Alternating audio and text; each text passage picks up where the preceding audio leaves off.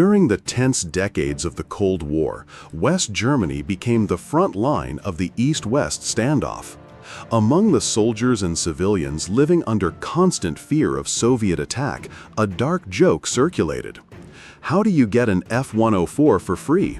Easy. Buy a piece of land in West Germany and wait. At first glance, this might sound like crude propaganda invented by the Stasi. But the grim humor reflected a bitter truth. The F-104 starfighter, intended to be NATO's shield in Europe, instead became infamous for its appalling accident rate. Out of 916 aircraft flown by the West German Air Force, almost a third crashed, killing 116 pilots. It earned a chilling nickname, the Widowmaker. But our story today is not about the ill-fated F-104. Instead, it focuses on its younger sibling, built by the same company, Convair. Unlike the starfighter, this aircraft wrote an entirely different chapter in aviation history. It was the last true interceptor in U.S. Air Force service, an aircraft born to stop Soviet bombers before they could deliver nuclear death.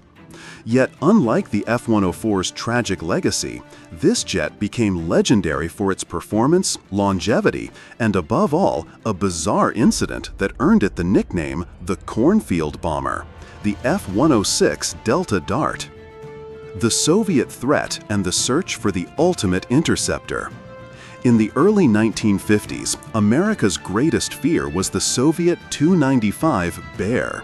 This massive strategic bomber, with its unmistakable swept wings and thunderous turboprops, could carry nuclear bombs across the Arctic and strike deep into the American heartland. For ordinary Americans, the thought of swarms of Tu-95s crossing the North Pole was a nightmare scenario that fueled both government policy and public paranoia. To counter this existential threat, the U.S. Air Force launched Project WS-201A in 1954. Its goal was clear yet incredibly ambitious: to create the ultimate interceptor, an aircraft that could fly in all weather, reach supersonic speeds, and integrate directly with the world's most advanced radar and command system, SAGE, Semi-Automatic Ground Environment. This wasn't just another fighter. It was a futuristic weapons system, part of an integrated defense shield for North America. Convair, having just built the F-102 Delta Dagger, was tasked with the challenge.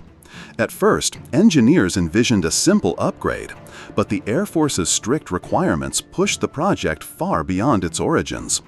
The aircraft's fuselage had to be redesigned according to NASA's newly discovered area rule for reducing drag at supersonic speeds. Its original engine wasn't powerful enough, so it was replaced with the mighty Pratt & Whitney J75 turbojet. In the end, little of the F-102 remained except its iconic delta wing shape. By 1956, this reborn design was given a new name, the F-106 Delta Dart. Brains, power, and firepower. The F-106 represented a technological leap forward, and its capabilities can be understood in three pillars. The brain, the MA-1 fire control system. Built by Hughes, this system was directly tied into the SAGE network. Radar stations across the continent fed information into giant computers, which then transmitted instructions to interceptors in real time. For the F-106 pilot, this meant that much of the interception was automated. The aircraft could literally be flown to its target by ground control through data link commands. The pilot's main task was to monitor, confirm radar contacts, and ultimately fire the weapons. In the 1950s, this level of automation was nothing short of revolutionary. The heart, the J75 turbojet.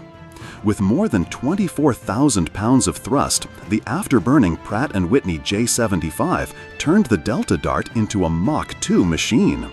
On December 15, 1959, Major Joseph Rogers set a world speed record for single-engine jets at 2,455 kilometers, 1,525 miles per hour, a record that still stands to this day.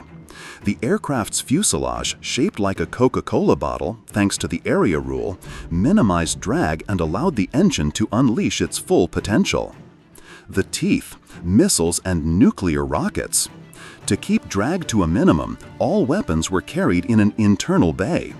The standard armament included 4 AIM Falcon missiles, available in both infrared and radar-guided versions. But the real showstopper was the AIR-2 Genie, an unguided nuclear-tipped rocket. Armed with a 15-kiloton warhead, it was designed to destroy entire bomber formations with a single blast. The concept was simple, brutal, and terrifying.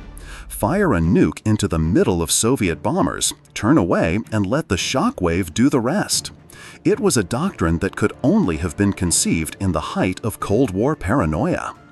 3 decades on the front line. From 1959 until 1988, the F-106 was a cornerstone of American air defense. For nearly 3 decades, squadrons of Delta Darts stood on 5-minute alert across the northern frontier, in Alaska, Greenland, and Iceland, ready to scramble at the first sign of Soviet bombers.